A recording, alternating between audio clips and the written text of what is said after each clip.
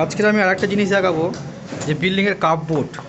Cupboard যেটা হয়, cupboard বলতে পাতি বাংলা কথা একটা দেয়াল আলমারি।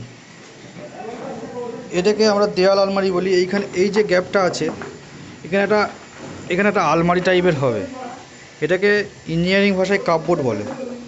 এই কাপবোর্ডে রড বাঁধা হয়েছে।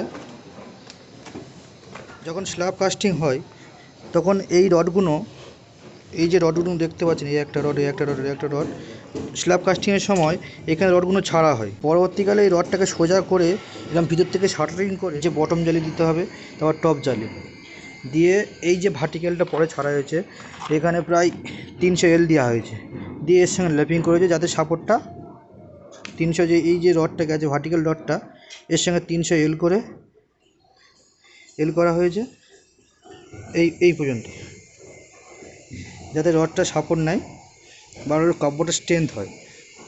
ঠিক আছে, এই কাপবোর্ড যখন ঢালাই, এই একটা রুমে কাপবোর্ড ফিনিশিং হয়ে গেছে বা আলমারি ফিনিশিং হয়ে গেছে।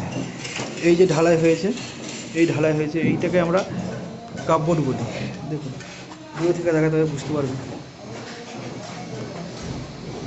কাপড়ের ফিনিশিং হয়ে গেছে। দূর থেকে কাপড়টা দেখুন কত সুন্দর দেখতে লাগবে।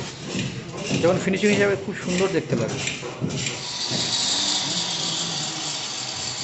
নিচে একটা কাপড় হয়ে আছে, এরপরে ওপরে একটা হচ্ছে, এরপরে পরপরে পুরো 7 তলা পর্যন্ত যাবে কাপড়।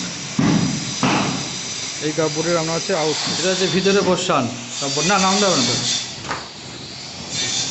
এই যে কাপড়ের ভিতরে পোর্শন, এইভাবে প্যাকিং দিতে হয়। 3টে বোর্ড জয়েন করা হয়েছে। এই যে ভিতরে পোর্শন, এই হচ্ছে ওপরের স্ল্যাবটা, আর বাইরে থেকে সব টায়ার মোড়া আছে।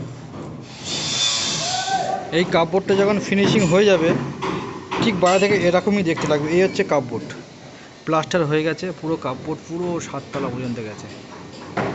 এটা হচ্ছে ফিনিশিং। এটা ডিজাইনও দেখতে ভালো লাগে বেশ। এই যখন কাপড়টা হয়ে যাবে, যখন পুরো ফিনিশিংটা পুরো এরকমই হবে। এর নিচে থেকে পুরো 7 তলা পর্যন্ত একদম দুটো কাপড় পরপর উঠেছে, পুরো 7 তলা পর্যন্ত, পুরো টপ ফ্লোর পর্যন্ত।